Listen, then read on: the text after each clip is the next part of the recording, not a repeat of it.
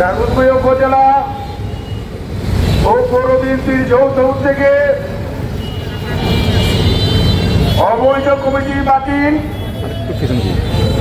কাজী জামশেদুর রহমান পটিক, ইসমাইল হোসেন সবুজের বহিষ্কারাদেশ প্রত্যাহারের দাবিতে আজকের মানববন্ধন কর্মসূচি শ্রদ্ধেয় সভাপতি প্রধান অতিথি হিসেবে উপস্থিত রয়েছেন জনাব সাইফুর রহমান রতন সাহেব সহ বিভিন্ন পর্যায়ের নেতৃবৃন্দ, সমবেত ছাত্রদল, যুবদল, স্বেচ্ছাসেবক দল সহ বিএনপির নেতৃবৃন্দ, সবাইকে উপজেলা বিএনপির পক্ষ থেকে সংগ্রামী সালাম ও শুভেচ্ছা জানাচ্ছি। সাথীয় বন্ধুরা আমার, দীর্ঘ 17 বছর রাজপথে অবিরাম সংগ্রামের পরে এক সেবা রক্তের বিনিময়ে এক হায়নাকে বিদায় করে আরেক হায়না দাগনভূঞায় আমাদের উপর আবির্ভাব ঘটেছে। গতকাল এসএসসি পরীক্ষা চলাকালে আজাদুক হাই স্কুলের পাশে গজারিয়া রোডে আকবরের সন্ত্রাসী ভাড়াটিয়া বাহিনী, যাদেরকে মহিপাল থেকে, সোনাগাজী থেকে, কোম্পানিগঞ্জের বসুরহাট, সেনবাগ থেকে এনে মুহুর্মুহ গুলিবর্ষণ এবং বোমার শব্দে জনসাধারণ সহ কেন্দ্রে পরীক্ষারত আমাদের কোমল ছাত্রছাত্রীরা আতঙ্কগ্রস্ত হয়ে পড়ে।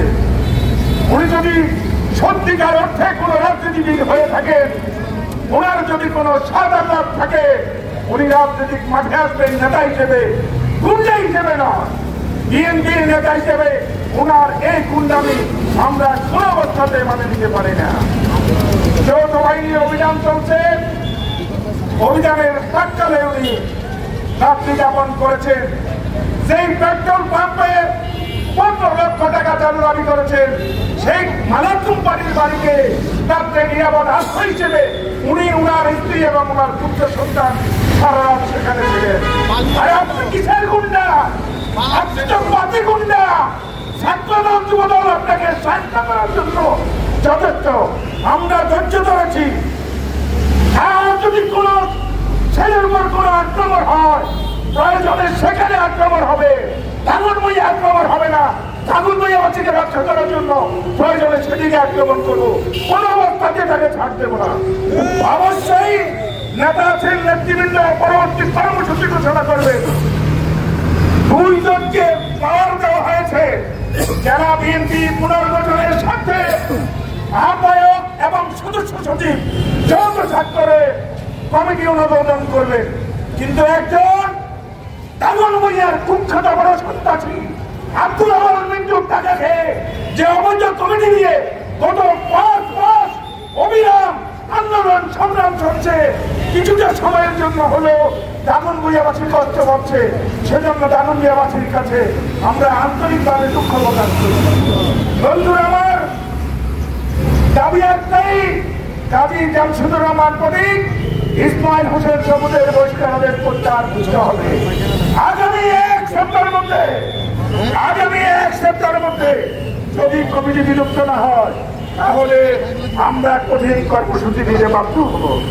বাজারে চাঁদার টাকা আর চাঁদার ভাগ আপনার নেওয়ার তো প্রয়োজন নাই। বহু লোকের কাছ থেকে তো আপনি চাঁদা নিয়েছেন। আপনি কেন চাঁদার নামে দাগনভূঞায় সন্ত্রাস সৃষ্টি করছে? প্রশাসনের দৃষ্টি আকর্ষণ করছি, এই চাঁদাবাজিকে কেন্দ্র করে যদি কোন মায়ের লাশ পড়ে, কোন রক্ত চলে, তাহলে এই দায়িত্ব উপজেলা প্রশাসনকে নিতে হবে, পৌর প্রশাসনকে নিতে হবে, আকবর তথা দুলাভাই মৃত্যুকে নিতে হবে। আমরা শান্তিতে থাকতে চাই, আমাদেরকে শান্তিতে ঘুমাতে দেন। আমাদের কোন নেতা কর্মীর উপর যদি কোনো আঘাত আসে, অবশ্যই আমরা পাল্টা জবাব দেব।